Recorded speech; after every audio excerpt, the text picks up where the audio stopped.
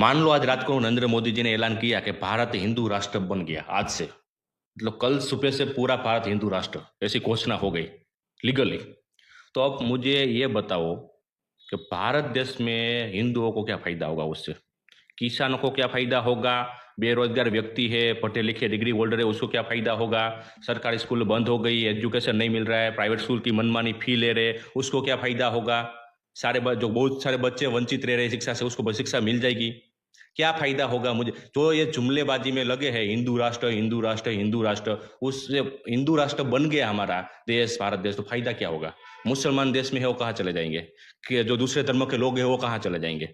नहीं, एक टाइम वो भी याद करो, जब भारत देश में या जब मुसलमान बने ही नहीं थे, उसका कोई आविष्कार ही नहीं हुआ था, जब सब सनातनी थे, आज से 2 3 4 हजार साल पहले देख लो, तब भारत देश की क्या परिस्थिति थी? सारे हिंदू खुश थे, जातिवाद नहीं था, सबको न्याय ने करुणा प्रेम भाव और न्याय हक अधिकार मिल रहे थे।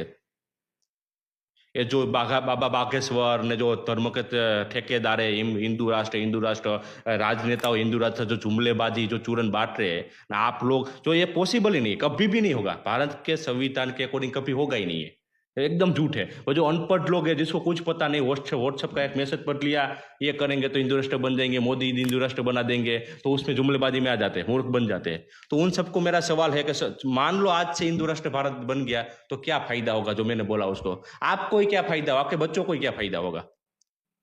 कमेंट में जरूर बताना। धन्यवाद।